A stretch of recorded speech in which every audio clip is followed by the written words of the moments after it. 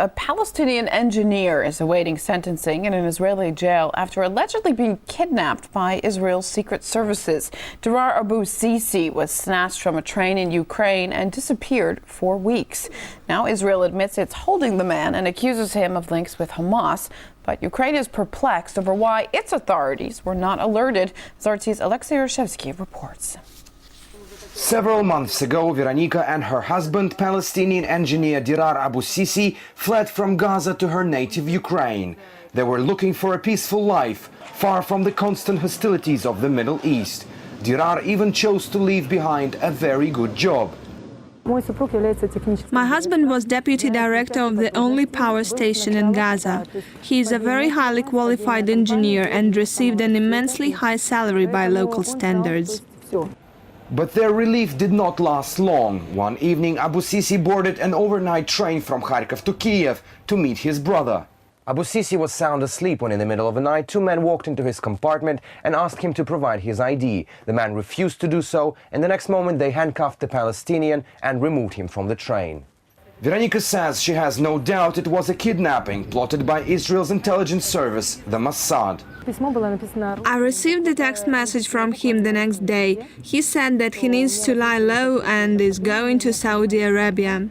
I knew it wasn't his style. He never uses words like that.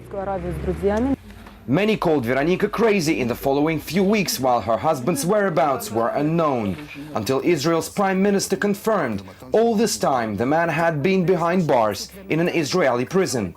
Abu Sisi is Hamas, and we arrested him in full accordance with international law.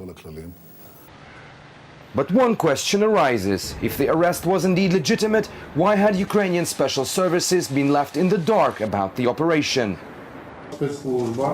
Not a single intelligence service turned to us to assist in arresting a criminal. We received no notification of any special operation either. Experts say in special operations between the intelligence of two countries, a suspect is routinely arrested and then deported. Otherwise, the procedure breaches a country's sovereignty. In the present case, nobody can even say how exactly the man was taken out of Ukraine. This man was not put on a wanted list by any country, and there had been no extradition claims. It's unclear how he left Ukrainian territory.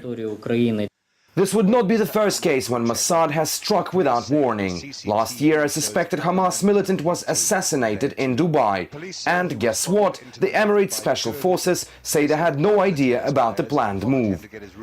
As Abu Sisi awaits charges against him to be brought next week, Veronika says she will spare no effort to put an end to this campaign against an ordinary engineer. Alexei Rashevsky, RT, reporting from Kiev, Ukraine.